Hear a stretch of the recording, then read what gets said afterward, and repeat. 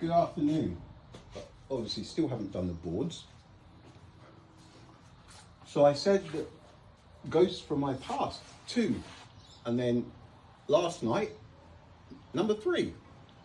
But the first 2 in real life, disrupting stuff, right?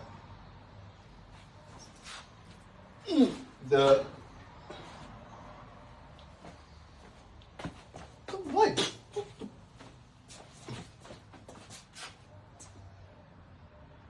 You see that? Number 3 was on social media. I blocked him on Instagram, on Facebook, and then TikTok. Hi, Paul. Hello. Hello? Recognise the name. Your theory, have you proven that light is absolute?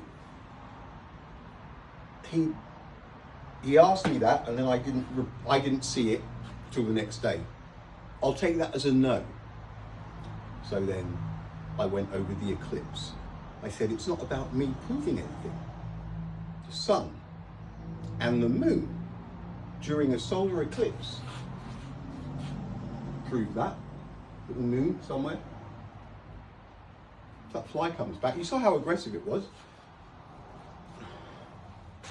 You cannot have a solar eclipse play out the way it does with finite light. Right! Because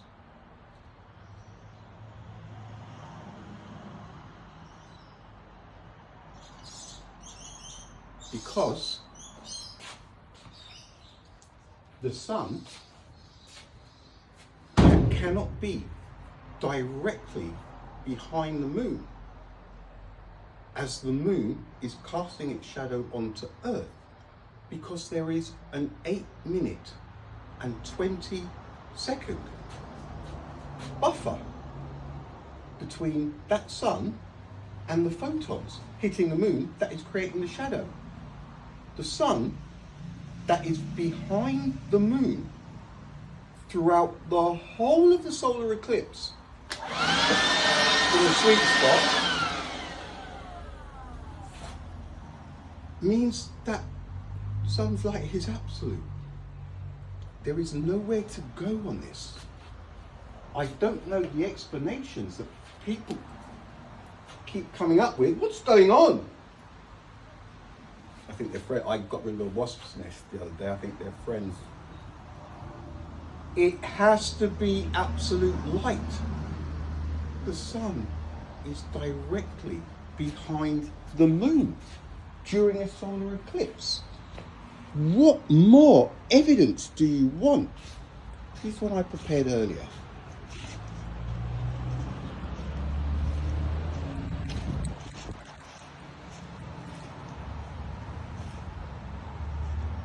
It's got these iPhones, they're doing something to the sizes of stuff.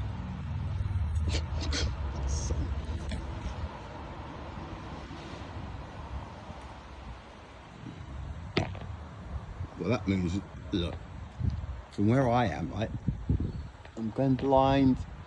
Oh, I can, hang on.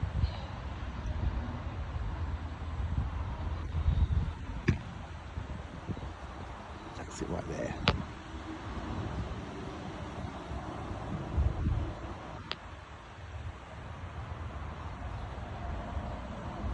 All right. Yo! I'm filming. It's right, you can go. Go, you can go. Yeah, you can go. Teenagers, dodgy as, eh? Don't do anything stupid. Right.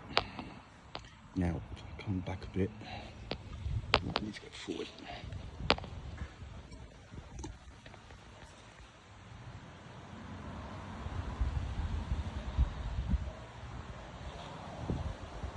God. Look at that. 8 minutes and 20 seconds. God. This is a bit more difficult than sunlight, so the moon is covering the sun. See, look, the iPhone's made the sun do something weird. Right now, you have two things happening. Two things are happening, right? As far as you're concerned, you're in the moon's shadow. The sun is 150 million kilometers that way. Your science says if the sun went out, you wouldn't know for 8 minutes and 20 seconds, which is horseradish. If the sun went out, it would be cold and dark like that, right? It's absolute. This means the photons that are striking the moon right now and casting the shadow onto you left the sun 8 minutes and 20 seconds ago, right? If those photons left the sun 8 minutes and 20 seconds ago, that sun that you're seeing behind the moon cannot be there, right? It's that basic. Even Simon Dan didn't come up with a logical. There is no logical solution to this. If the photons that are striking the moon right now left the sun 8 minutes and 20 seconds earlier, what is that sun doing directly behind the moon? There is an 8 minute and 20 second buffer. When those photons left the sun, the ones that are striking the moon right now, when they left the sun 8 minutes and 20 seconds ago, Earth was 2.08 degrees the other way. It takes 8 minutes and 20 seconds. The sun launches photons. They start traveling. Earth turns for 8 minutes and 20 seconds. That's 2.08 degrees of axis spin. This means that Earth has turned into the incoming photons. It had to. They left 8 minutes and 20 seconds ago, 2.08 degrees. There is no way around it, right? It's the way it is. As it's turning, 3 minutes, 4 minutes, 5 minutes, it's getting, there's photons striking Earth, the ones that are striking Earth in that moment, left the sun 8 minutes and 20 seconds ago. Look, it's all illogical. It finally gets to the sweet spot. Bang. The photons are hitting the moon, you're in the shadow, but the sun that is behind the moon cannot be there because it launched those photons 8 minutes and 20 seconds earlier. That means it's 8 minutes and 20 seconds somewhere else. It can't be there. The moon, its shadow, and the sun can never line up if the speed of light is finite at 299,792 kilometers per second. It can't. By the time the photons reach the moon, the sun fired 8 minutes and 20 seconds earlier, the sun is gone. This isn't rocket science. It really isn't. It's basic common sense. Rocket science, thrust in a vacuum. You'll see. You'll see. Like I said, I think I said earlier, those of you... Oh, what's this? Whoa, it's a papyrus. This proves the Egyptians carved the equivalent weight of 135 battle-ready Nimitz-class aircraft carriers out of somewhere, copper hand tools and their bare hands. That proves it. GPS doesn't prove anything. LiDAR doesn't prove anything. Laser rangefinders don't prove anything. The sun and the moon and eclipses were happening a long time before we got here. That means LiDAR, laser rangefinders, GPS, all of that stuff, right?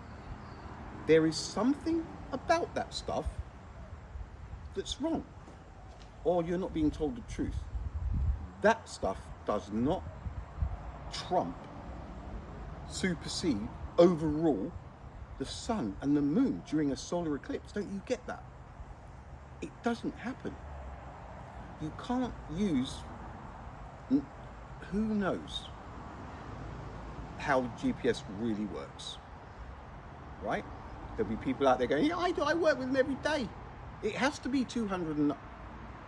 Well,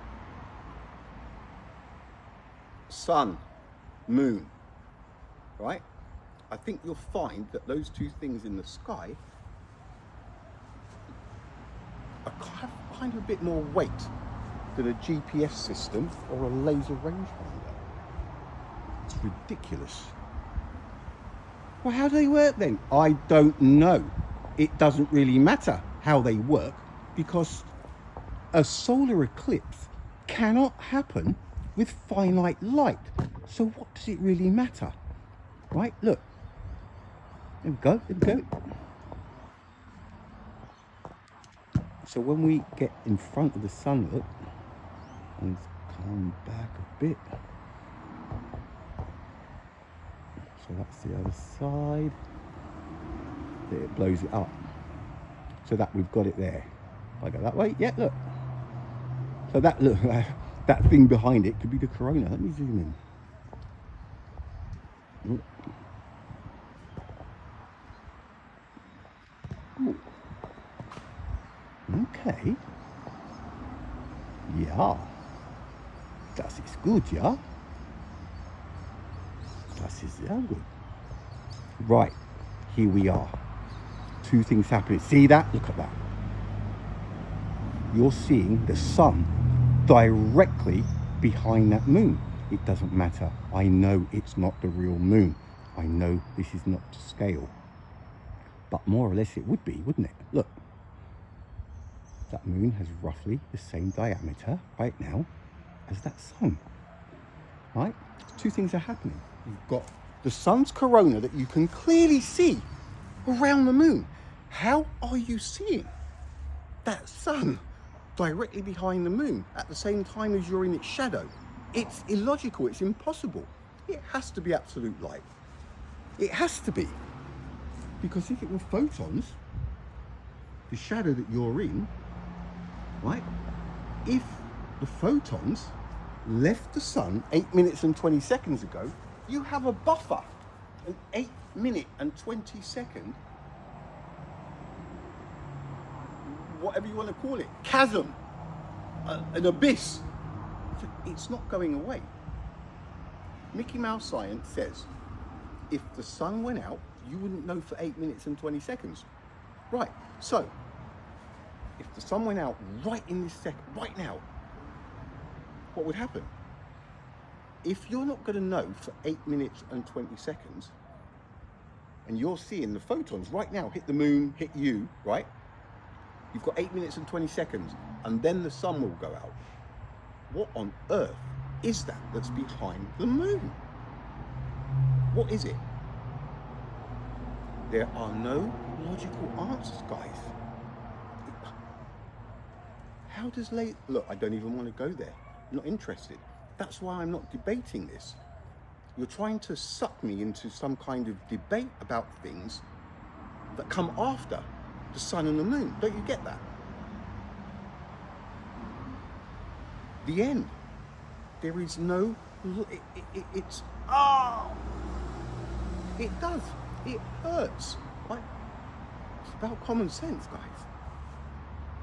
The moon, the sun, they're pretty big. Evidence? You want evidence? Good job we're not doing this on a bus. There'd be people getting slung out of everywhere. The windows, the double doors at the front, the double doors at the back. The emergency exit, you're smashing that open, throwing somebody out. There it is in the flesh, baby.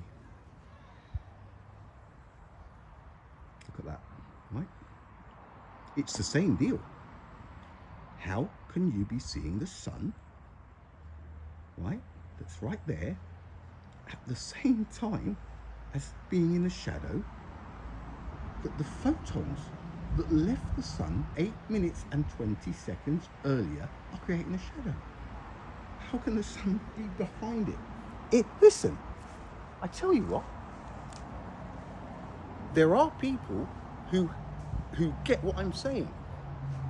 There is nothing more ABC 1, 2, 3 than the fucking moon and the sun is there. Oh, peeps. So now you know why I'm not debating. Look, this is cool. Let's zoom in a bit more. If I go like this, come back. I'm going to zoom in a bit more, just in case there are still a couple of people who don't get it. Oh yeah. So let's go forward, start there. That'll do it. Look at that. That is solar eclipse, right? We go that way. All right, mate. The sun's that way. If we go that way, we pop out on the left-hand side. No, I haven't done that tie yet. Right? Now, how can you be seeing that sun directly behind the moon at the same time as being in the shadow of the moon, created by photons that left what you're seeing behind the moon 8 minutes and 20 seconds ago? What is that behind the moon?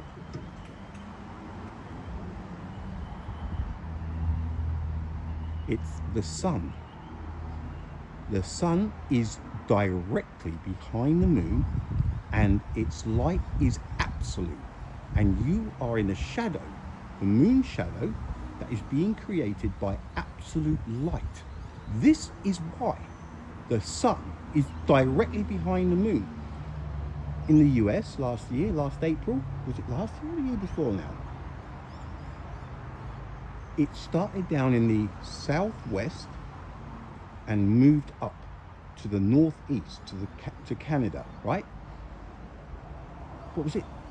2.5 hours it lasted. If you were on a motorbike fast enough, you could have stayed in this position from when it hit the west of the US till it exited northeast Canada. You could have stayed, followed the moon, gotten ahead of it just in time to be in that sweet spot for the duration of the eclipse that crossed the US and Canada.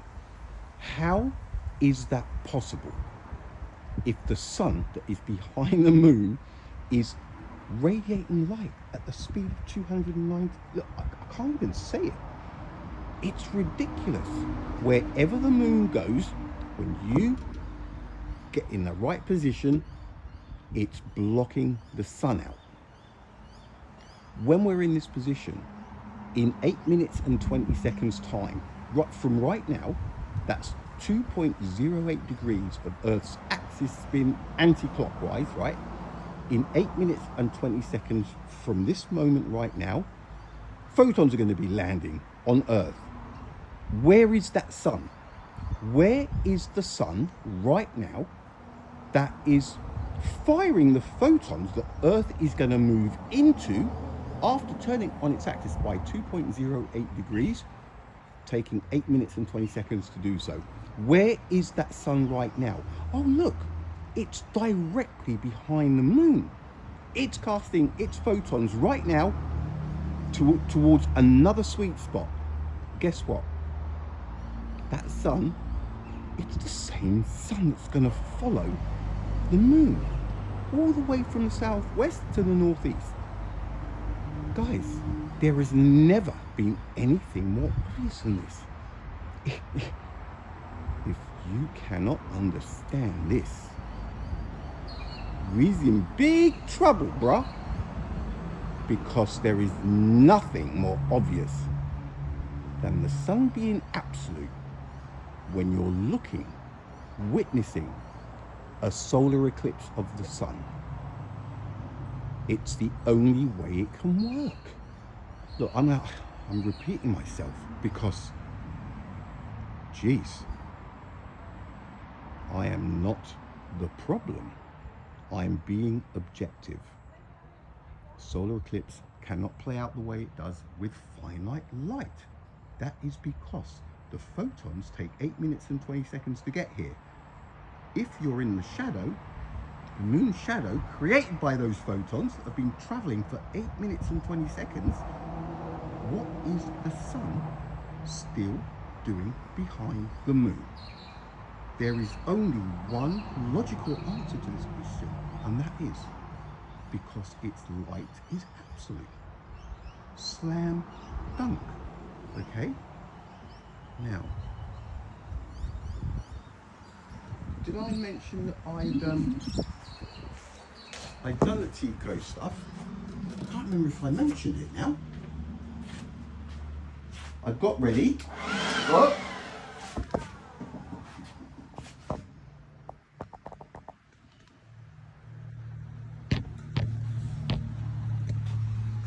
From 1960, so I'm ready to go. But one thing led to another. And then the ghosts.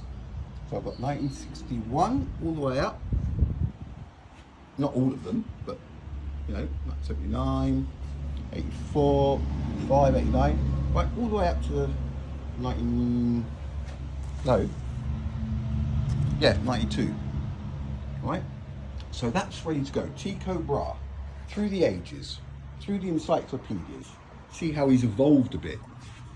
But then I went to find Tycho. I found a beauty. Ooh. And I'd underlined some stuff in this book as well. Oh, 1975 astronomy book. There's stuff in here. Well, so I'm going to do that after this, and then we'll do Tycho, so it might be tomorrow. This was about the solar eclipse and the speed of light. It's very obvious, the lies, they're everywhere. But to deny that the sun is directly behind the moon during a solar eclipse, to deny this after seeing that, and those of you that have seen the solar eclipse, well, that, ladies and gentlemen, is fucking mental. It has to be said. So, yeah, knock those absurdities off one by one. And no, I'm not going to debate with laser rangefinders. I've no interest. The sun and the moon were here way before that stuff. Arguing and wanting to debate about that stuff's like a rubber duck, isn't it? We've already won the game. Why am I gonna? It's the sun and the moon, ladies and gentlemen. I don't care how LiDAR works or how GPS works. It's not my forte, and it doesn't really need to be. All right, peeps. Laters, I will come back with that astronomy book. Oh, it's exciting. 1975.